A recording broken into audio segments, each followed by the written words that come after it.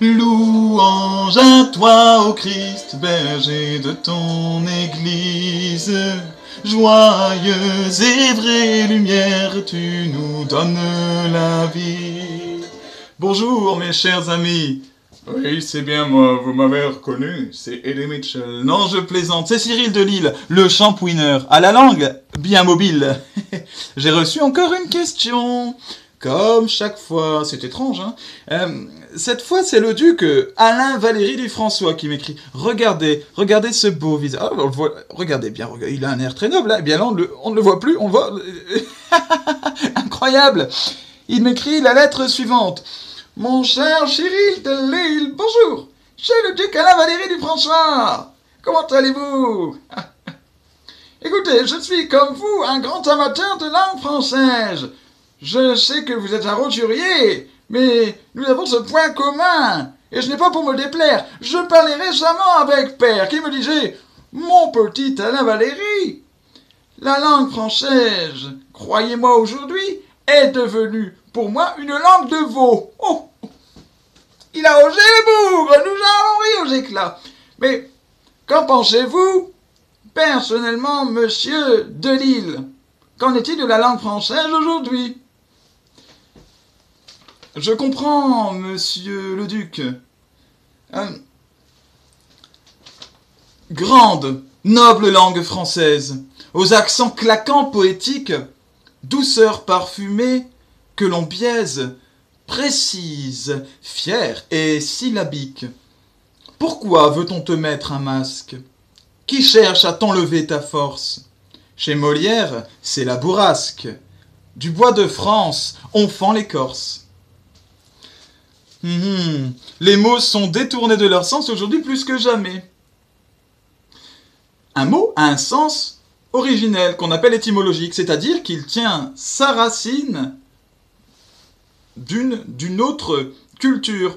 En France, la plupart de nos mots tirent leurs racines des cultures latines et grecques, par exemple. Et chaque mot a un sens précis. Tout comme l'immeuble a une base très solide sur laquelle il s'appuie, eh bien le mot a son sens étymologique, ses racines, qu'on ne peut pas retirer. Si vous retirez la base de l'immeuble part avec. Eh bien, si vous retirez la base du mot, le mot n'a plus de sens. De la même manière.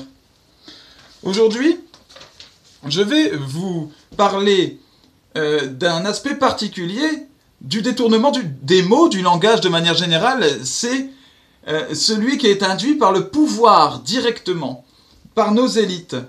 Voilà, nos élites, nos pseudo-élites, ceux qui nous gouvernent. Ainsi, les mots égalité, liberté, tolérance, amour, on en entend tout le temps parler. On nous bassine avec ça, dans les médias, dans les publicités qui nous envahissent. Et pourtant, quels sont les sens véritables de ces mots? Je vous prends le premier exemple, égalité. L'égalité d'aujourd'hui, c'est une égalité qui est présentée comme arithmétique. Par exemple, la parité.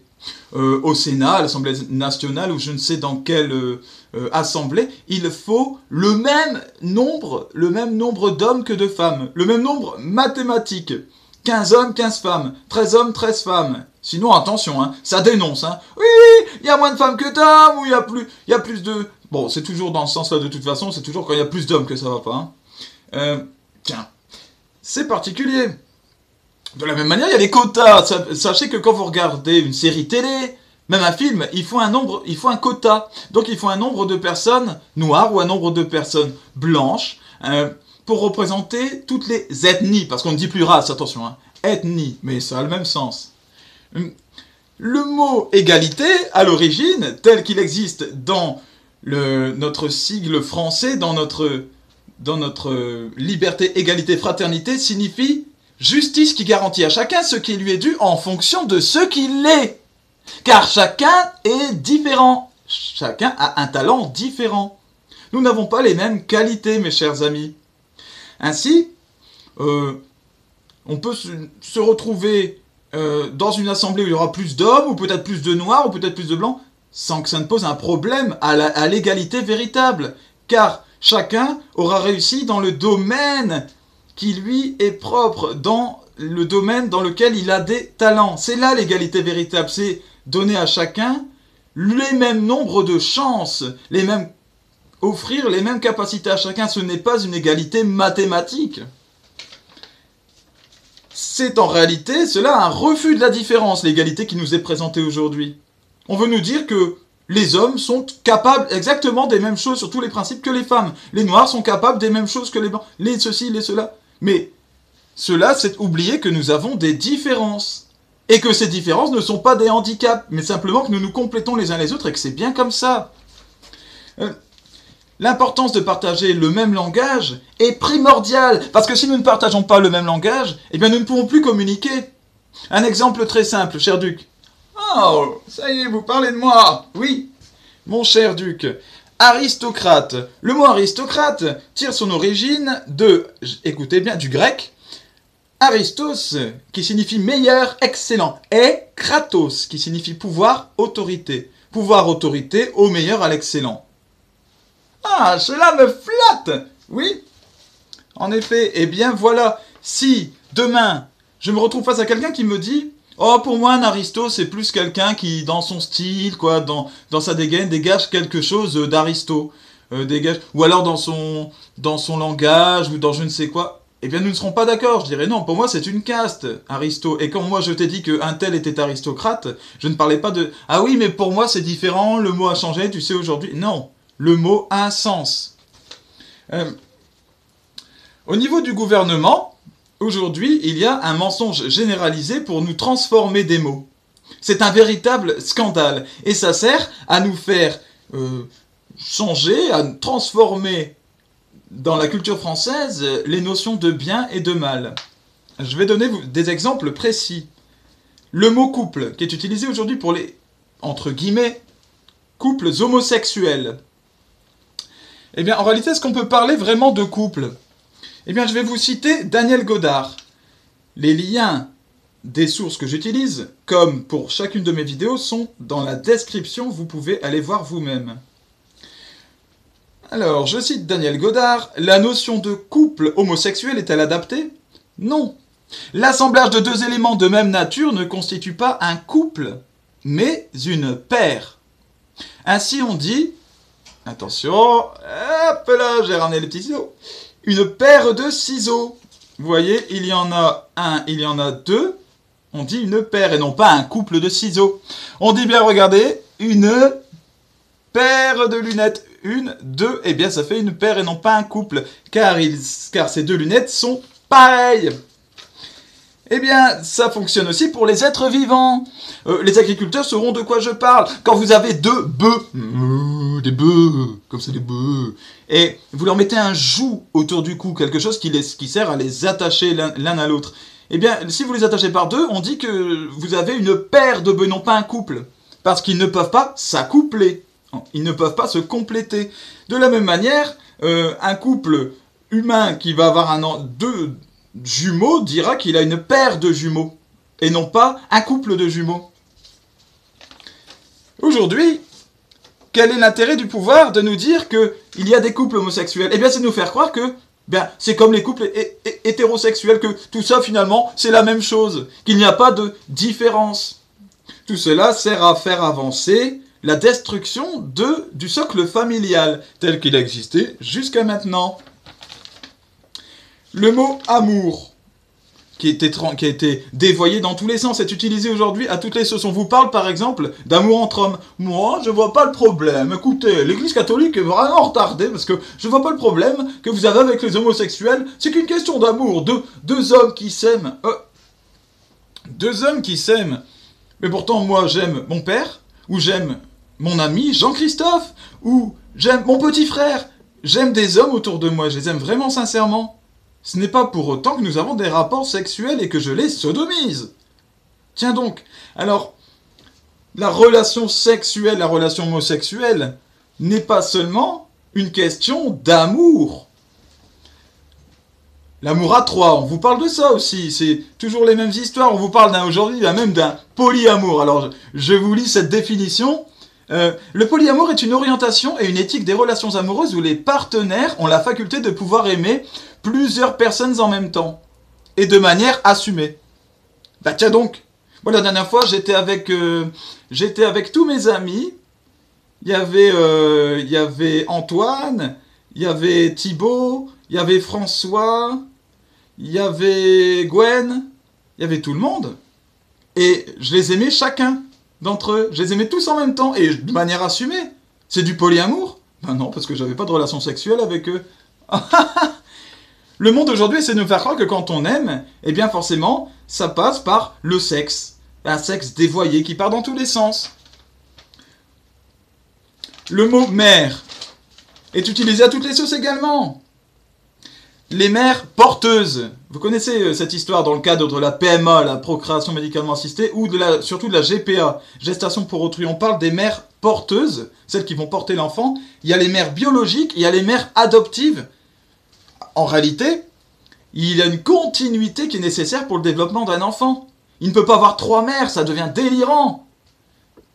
Un enfant a besoin d'avoir une continuité. Et dans le cas des enfants adoptés par des mères adoptives, eh bien, on fait avec, mais c'est quand même un défaut à la base pour la construction de l'enfant. Il faut bien s'entendre, et on fait avec ce défaut. Mais on ne doit pas créer nous-mêmes ce défaut. Quel est l'intérêt de dire que ces personnes sont des mères, et de dire mères porteuses, etc. Eh bien, c'est de nous faire croire que le socle familial est toujours là, toujours respecté. C'est une volonté politique. Il y a un autre sujet, c'est comment parler de l'ennemi. Alors, en particulier moi, par exemple, mais il y en a d'autres, hein, il y en a qui critiquent les Zemmour, les drôles de personnages. Eh bien, on leur dit, vous êtes un homophobe, vous êtes un islamophobe, vous êtes un grossophobe. Maintenant, c'est ça, pour les personnes grosses, il y a des grossophobes. Vous êtes un xénophobe. Parce que quand on critique, c'est qu'on a peur. Parce que phobe, je le rappelle, ça vient de phobie. Phobie, c'est une peur. Donc quand on dit de quelqu'un qu'il est islamophobe parce qu'il a critiqué l'islam, on est en train de dire, vous critiquez parce que vous avez peur. Ah ben, j'ai pas spécialement peur. Ah si, vous avez peur. Bah non, ça va, tais-toi, tu as peur. Ah bah j'ai peur, voilà. D'accord, je suis islamophobe. Tu critiques l'homosexualité, Cyril, parce que tu es homophobe. Je n'ai aucune peur des homosexuels, hein, ni de l'homosexualité. Je n'ai pas peur des étrangers, rien du tout.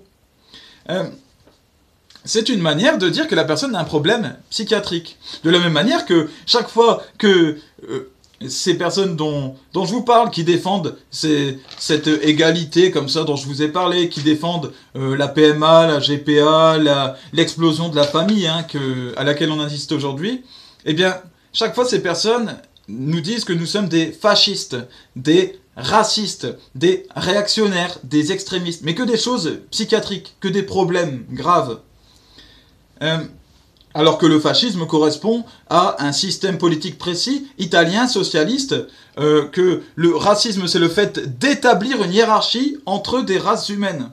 C'est ça le véritable racisme. Le régime nazi, par exemple, était un régime raciste. Donc, au-delà du fait que tous ces mots sont faux, ils servent à utiliser l'aspect psychiatrique pour dire à l'autre, vous avez un problème psychiatrique. En réalité, ce qui est incroyable, c'est que dans ce combat psychiatrique, il y a eu une inversion. Ainsi, jusqu'en 1992, je vous donne cet exemple, l'homosexualité était considérée comme une pathologie en France. Donc c'est encore très récent. Et ce n'est qu'à partir de 1992 qu'elle n'a plus été considérée comme telle. Ainsi, jusqu'à cette époque-là, ceux qui critiquaient l'homosexualité étaient considérés comme saints, étaient normaux. Et ceux qui étaient homosexuels étaient considérés comme ayant un problème. D'ailleurs, il y avait un mot qui servait à définir l'homosexualité qui était la pédérastie. La pédérastie, au départ, c'est un mot qui sert à définir, je cite, le fait d'avoir des relations pour un homme avec des relations sexuelles avec de jeunes garçons. Donc c'est un synonyme de pédophilie, plus ou moins, des jeunes garçons. Après, ça peut varier, ça peut aller jusqu'à 16, 17, 18 ans.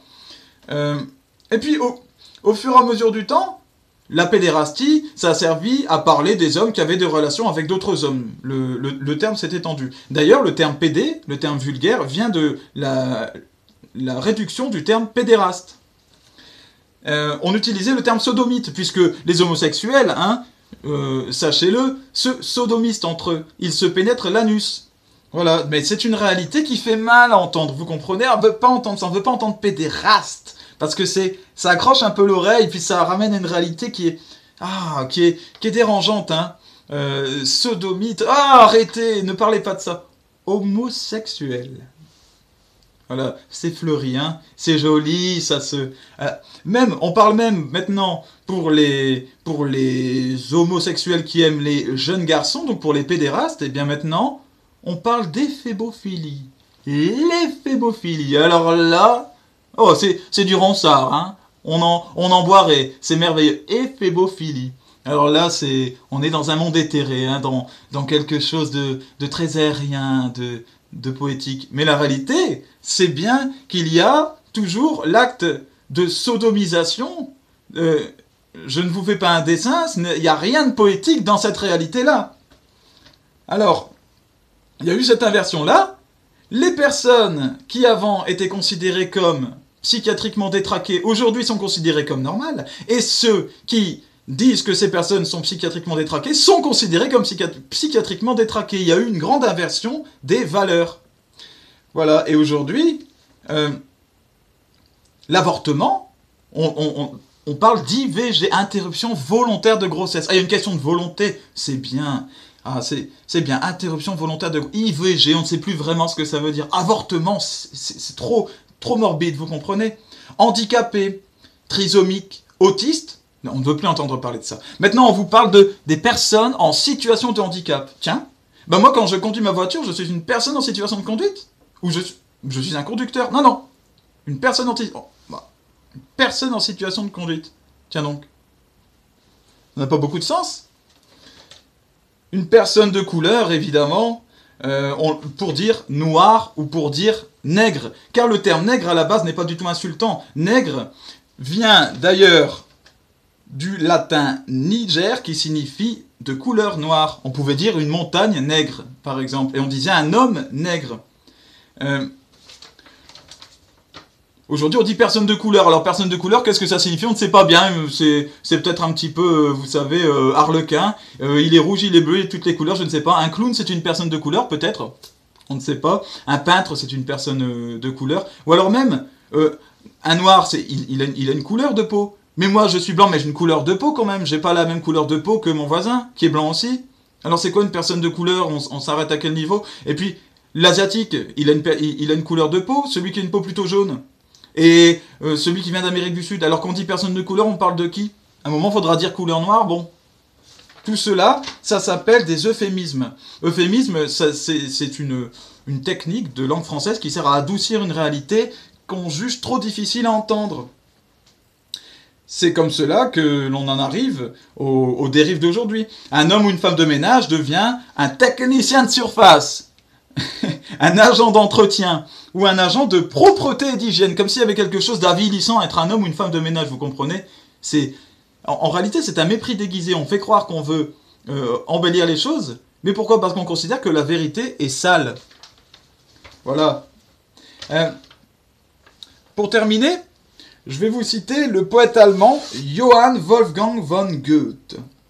Von Goethe, qui disait « L'âme d'un peuple vit dans sa langue ».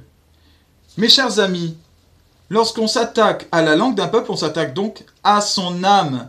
On cherche à vous enfumer, on cherche à tout inverser, on détruit nos familles, on détruit nos valeurs, en grande partie inspirées du catholicisme, et on nous fait prendre des vessies pour des lanternes. Il est temps de se réveiller, de se révolter tranquillement. Comment se révolter tranquillement? Eh bien, en utilisant les mots tels qu'ils sont réellement, en reprenant les mots à leur base. Mes chers amis, mon cher Duc, loué soit Jésus-Christ, à bientôt.